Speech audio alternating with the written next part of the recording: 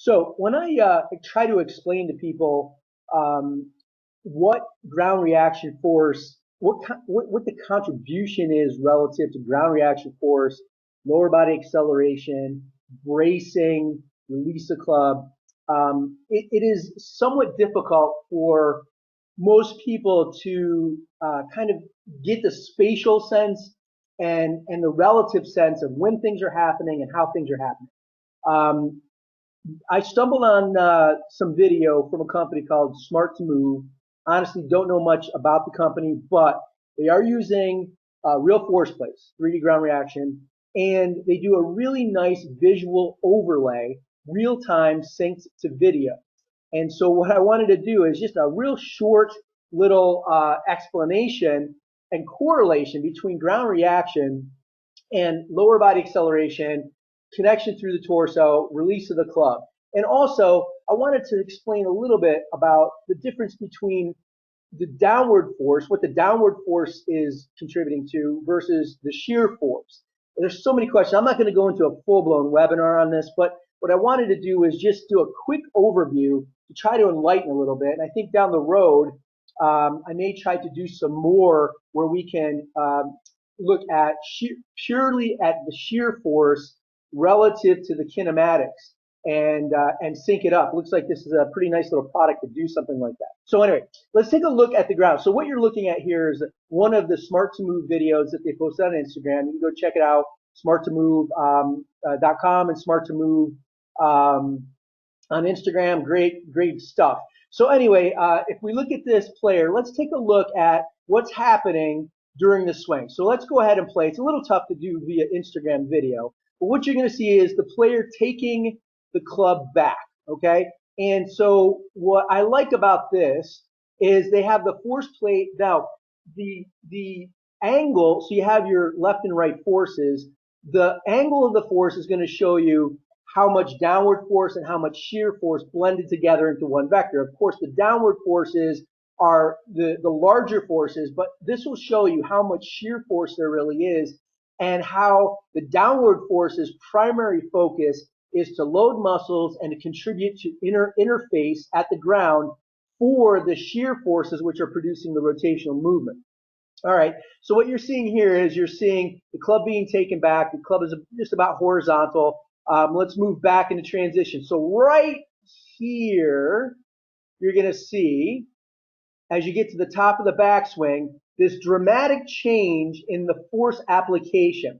So what you're going to see now is just as the club is coming to the end of the sort of backswing here, underneath your feet, and this happens even sooner in some cases, you're going to see that backside's the primary force, and the backside is pushing. So you can see how that angles, right?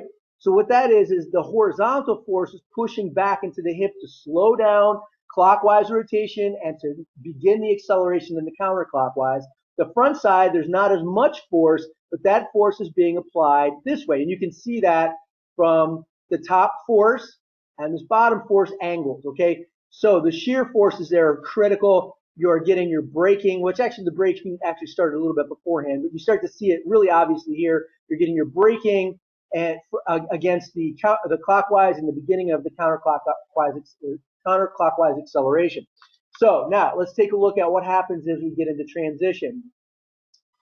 So now we're going to transition, and what you're seeing now is from the backside, you're going to get a push, but almost all exclusively, very, very heavily skewed towards shear force. See how flat that is?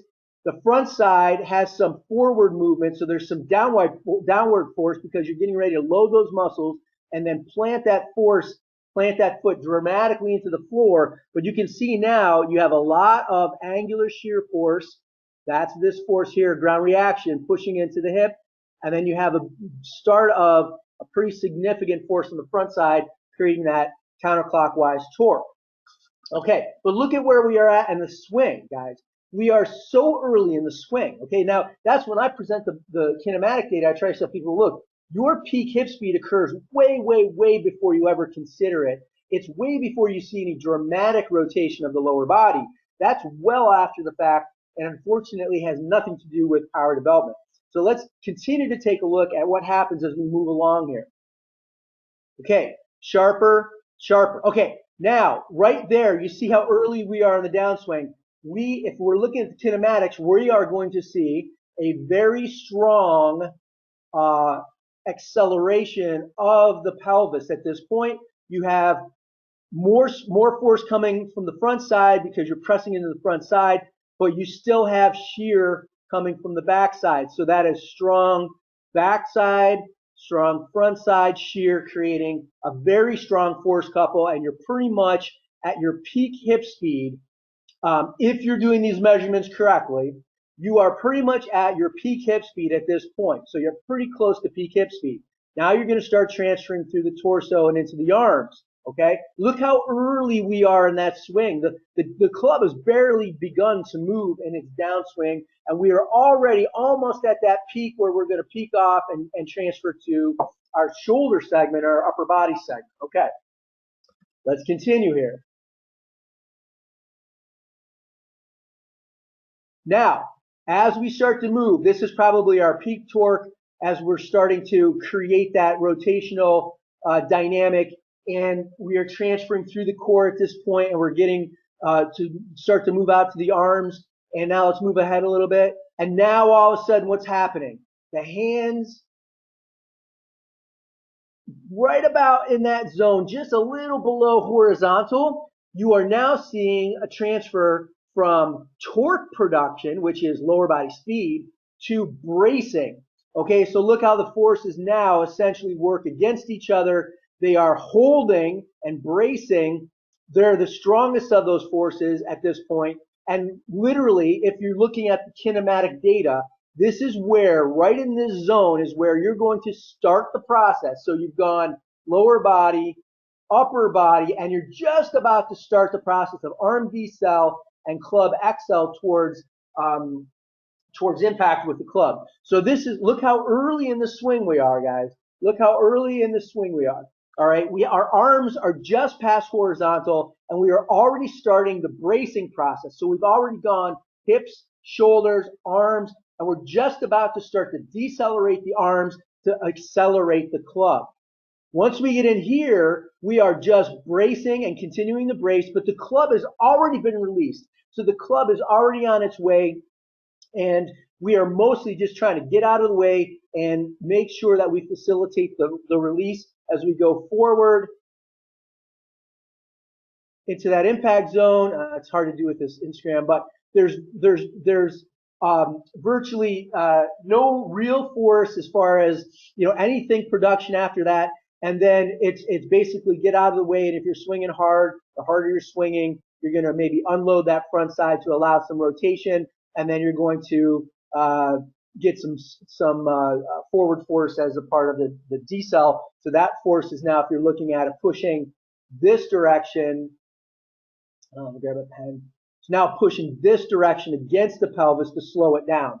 So that's our basic idea. So let's do this real quick without me drawing all over it, just to give you a sense and a feel of what's going on and the timing of what's going on. And really, my take home to you all is how early in the process the ground reaction force contributes to lower body acceleration, and then how early in the process ground reaction contributes to the braking and release of the club away from the arms, and that how the vertical force's primary function, if you can see it relative to the shear, and this visual is fantastic for that, is you get your highest downward forces where you have your highest and strongest shear forces. The first part of the shear forces that happen almost immediately after transition, are for creating torque and lower body speed. The second highest, or the second in that burst of high shear and downward force, again, occur right about hands, maybe just a little below horizontal. For longer clubs, even right at horizontal, that's your braking shear.